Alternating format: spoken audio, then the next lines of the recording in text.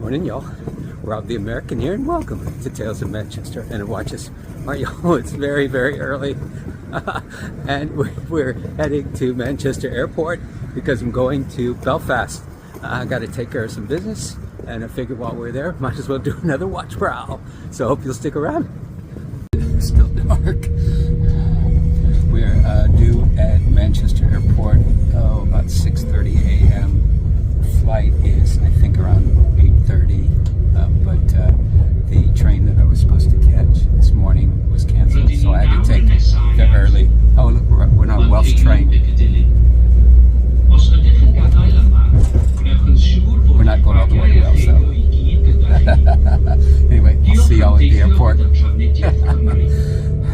That's the plane behind us. We made it. It has been one craziness after another. First, they canceled the train. I was supposed to get to the airport. We got here, no problem. Then the line to check in the bag was snaking around. It was like miles and miles and miles. There were a lot of people going to Dublin for parties for the weekend and stuff. But we got through, and then security was insane too. But we have made it, so we're just waiting to board the flight. So I will see y'all, God willing, on the other side in Belfast. All right, folks, we've arrived in Belfast. We're at the airport. Check out all the watch stuff behind us. We're gonna go get our shuttle and head to the airport, check our stuff, and then start looking for watches. We've settled into our hotel, and now we are hitting the streets of Belfast looking for watches.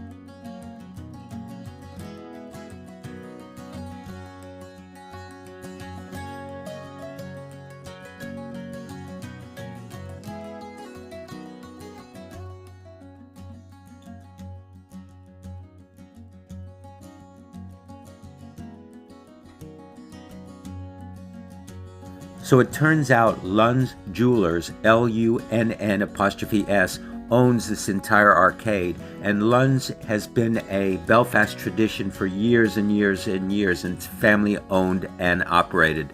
And they redid this entire arcade. It's so beautiful. And our first stop, we went into their Rolex Boutique and had a look at the 1908. Now this time, y'all know I've done the video on the white dial versions. I got my hands on the black dial version.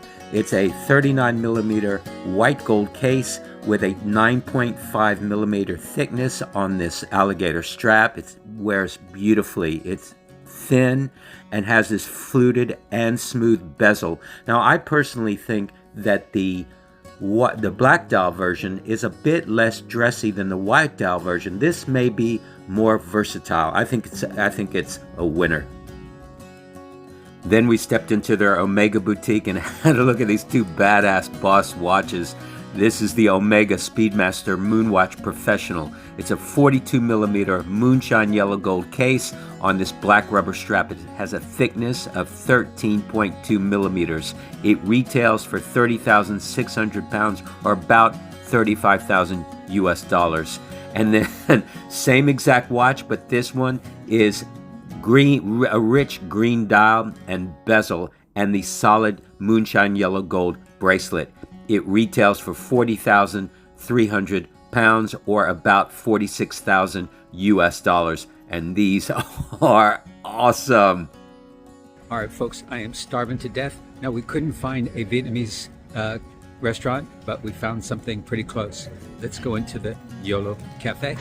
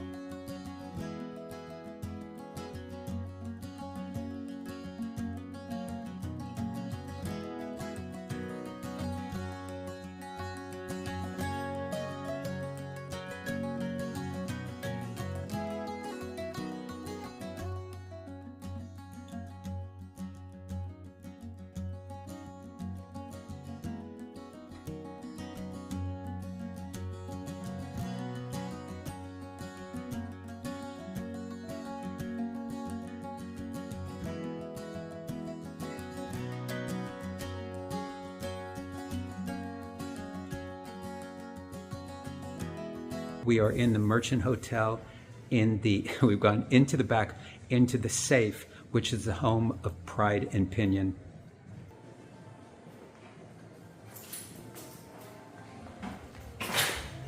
Check out these bad boys. Hey, Rob. Wow. Hey, Graham. Hey, Rob, how are you? I'm good. Welcome back. Good to see you. Hey, Good to see you. Well, All right, so those of you that will remember, I met Graham by accident when I was here. Oh gosh, I think it was January, February, and I was wandering into this beautiful hotel, and all of a sudden I see this place with all these watches, and I'm thinking, maybe I've died and this is what heaven is supposed to be like. But no, it is Pride and Pinion, and I met Graham at that time, Hey, and folks. we became fast friends, and we're back in Belfast, and Graham has a couple of super cool watches to show us. yeah, no problem. That's what you got, Graham. Yeah, let's start off with Ulysse Nardin Freak. This is the Freak one. So if you folks aren't aware, Ulysse Nardin are well known for their freaks. This Freak is a little bit different. If you notice, folks, there is no crown. Really? Yeah, Oh yeah, you're right. no crown. Okay. And so how does that work? So the way this works, the movement are the hands, and the hands are the movement. They're all part of each other, and there's no dial. It's a base plate. Okay. The movement on top of the base plate, and then the movement has its own hand and our hand, which Okay. interact with the whole movement. Right. Then there's a little Oh, it's like lift it up there, okay. and then the whole Oh, then the bezel whole, turns.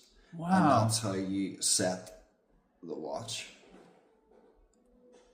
So Oh, that's- the minute hand, is at 15 there, and then there's your hour hand.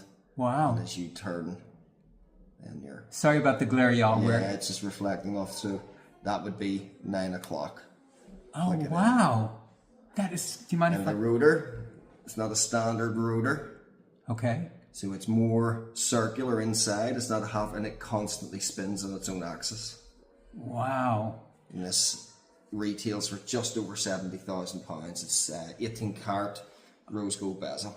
Oh my God! Look how beautiful that is, y'all. Now I know the only thing correct me if I'm wrong. Ulysse Nardin, they're a private company, but they're a sister company with Gerard Perregaux. Is correct. that Yeah, correct? that's correct. 'Cause Gerard Perregaux, my yeah. my listeners will know, my viewers will know that when I was in Geneva, we met with the good folks at Gerard Perregaux, and they showed us some spectacular watches I'm a too. huge fan of And them. they were talking about Ulysse Nardin also, and there's y'all definitely should check these out. Two brands that are, they're just way up there in quality, but Right. to the general public, they're maybe not well known. But it's then worth- true horologists appreciate Gerard Perregaux and Ulysse Nardin. And All if- in-house movements. and they can contact you if they want more information too. Absolutely, we have a Pride and Pinion. We have direct access to the full Freak collection. So there's limited pieces, the 99 pieces. If a client wants a Freak, they can contact me. I can take them through the full range, and they're all brand new watches, Wow. straight from the factory. Very- Factory sealed. Very good. And I know they have some that aren't aren't quite as pricey if Yeah, your budget doesn't quite allow Yeah, but to me, the freaks are what stand out against. it's what they're known for. Absolutely. Ah, super. All right, there we go. That's watch number one. And something completely modern like this, to something vintage. Well, all right, let's. What is? So this is very, very special. This is from 1989. It's a 36 millimeter solid. 1989 was a very good year. I have to say. Yeah. Okay. You can tell me later. No. Yeah. So this 36 mil royal oak in solid yellow gold. But the special thing about this watch is I can't find another one with this dial layout. When you search the reference, none of them have the sort of hammered square dial with the moon phase. Right. You see them quite often, what they would call the owl dial, where it's two sub rings at the sub dial, at 9 o'clock and 3 o'clock have a ring around them, so they look like an owl's face. Right. So you see quite a few of those. Right. I can't find another one of those. Really? And how did you come by this? A client of mine in England. Right. Is just condensing his collection. He actually bought this watch off a private jeweler in England. It was the jeweler's own watch. Oh, wow. Which tells me he's bought that in the stock and thought that watch is so unique and incredible that he kept it and wore it for a few years. Right. It then went the AP for a full service, so it has its service box, service card, and its original box. Wow. It doesn't have its original papers. Okay. But on the AP service box, it shows us that the watch has been back the AP, it's been fully serviced, the reference number is all correct. So AP stands by it. AP stand by it, but I still can't find another one of them. All right. Yeah. And the size? What's the size on this? It's 36 millimeter. 36. And this Now is that case, the reference for that case, I've researched it and I've been able to find some as advertised as 37 mil. Right. So I think it's probably a 36 and a right. half. If we were to measure it properly. very I'd be good. interested to know. That's stunning. Y'all have to really see this in person to really appreciate it. I'm sure the camera's not doing it justice. We got a Rolex Sky Dweller. Ooh, So very nice. yeah, I'm a big fan of the Sky Dweller.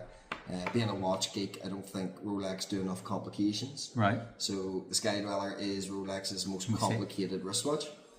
It's a annual calendar. Right, but the calendar is on this. How do they describe this movement or the way it works? So the way it works, you read the month off behind each baton. So 1 o'clock's January. Oh, that's for my people. It's batons, but we'll go with. How you say baton? Baton, yeah. a baton would be. That's something else. A relay, wouldn't it be like a 4x4? Yeah, it's same thing. Okay, you be you. Sorry, I'm not trying. So if you can turn the watch so a wee bit straight, one of the batons will have a red digit above it, so it just tracks the month. So it'll be if the red's on the one, it will be January, February, March, and so on. Right. It also has a second time zone, so there's your date, your time, your date, your GMT, and that annual calendar. I mean, this is a good looking watch. It's a fantastic watch, and the crazy thing about the watch world is that if that Sky Dweller has a black dial, right. If that watch had a blue dial, right. It would be, well, we have that priced at 16,000 sterling. That seems pretty reasonable for what you're getting. It really is, because if it was a blue dial, it'd be 20,000, and if it was a green dial, it'd be 21,000. Jeez. Exactly the same watch, same year. It's just the green and the blue dials command more money. But if you gave me a personal choice, I prefer the white and the black. I think this is class. This is a great everyday. Great everyday. I mean, great for a traveller like you as well, Rob. You can track different time zones. Well, I could be y'all's brand ambassador, and you could. Yeah. You could get you a Pride and Pinion brand. There we go. I could be y'all's mascot. Yeah. Look how well this works. Where's y'all? Oh, see if you can see that. All right. Now it's a bigger watch. There's no doubt about it. Yeah. But it sits on the wrist pretty nice, and I've got about 6 3/4 inch wrists. Right. Okay. And that you can wear that. I could get away with this. But it's get really short lugs as well. A lot of people that are, when they're looking to buy a watch, get obsessed about the millimeter case size. Right. It's not always the case size. A lot of the time it's lug to lug, and how much it stretches over your wrist. Right. And then depending on people's wrists, some with very flat wrists, some with quite rounded wrists. So. Well, this is a good looking watch. Yeah. All right, listen, Ryan, thank you so much for your time and everything. We really appreciate it. What's the best way for folks to get a hold of you? Follow me on Instagram. It's Graham, GRAHAM.ATPP. PP, and that's It's Graham at Pride and Pinion. Pride, There's just Pride a and full Pinion. stop between Graham and AT. There you go, folks. And I can tell you firsthand that Graham will take very good care of you. But you all know the rule. Be sure and tell him that Rob the American sent you. Yeah. All right. Thanks a lot, Graham. No problem. Pleasure. Anytime, bro.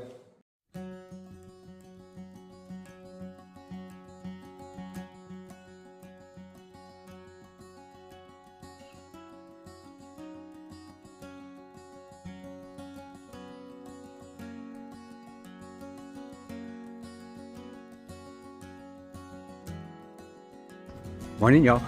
It is day 2, and we are going to get some breakfast. It's early. I'm taking y'all to my favorite Belfast diner on Botanic. Can't wait to share that with y'all. And then we're going to go to Great Victoria Shopping Center to look for some more watches. Yeah, it's going to be a great day.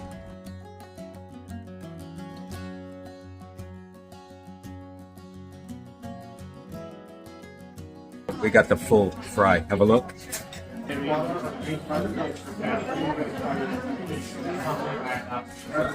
We just finished breakfast at Maggie May's. Wow, it was so tasty. We're gonna circle over to Queen's University, have a look at those buildings, and then head back towards the city center to start day 2 of our Belfast Watch Prowl.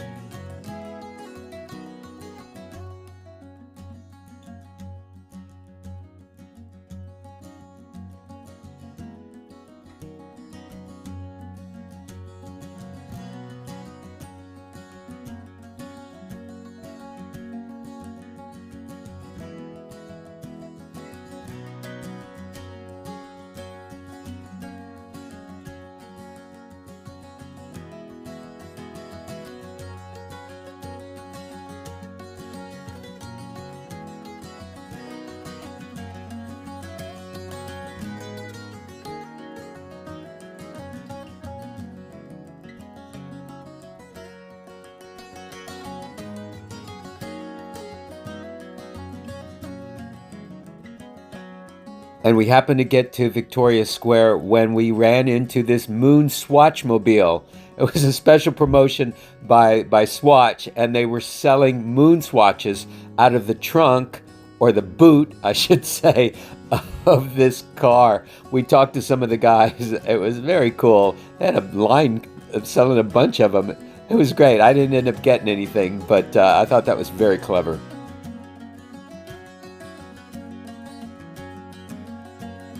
And our final stop of the day was at C.S. Lewis Square. This whole park is dedicated to C.S. Lewis and some of his most famous characters. It's great. It was great.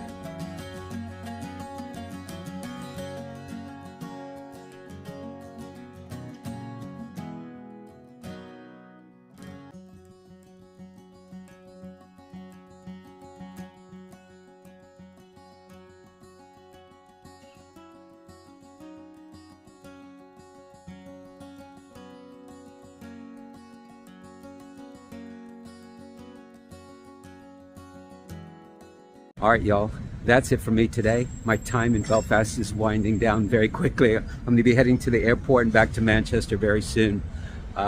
If you've never been to Belfast, by all means, put this on your list. It's a great city, friendly people, lots of things to see. Well worth the visit. And feel free to leave a comment down below on any of the watches you've seen or anything else you've seen. And if you've enjoyed this video, please give it a like and subscribe to my channel. And join me next time for some more Watch Talk. Y'all take good care.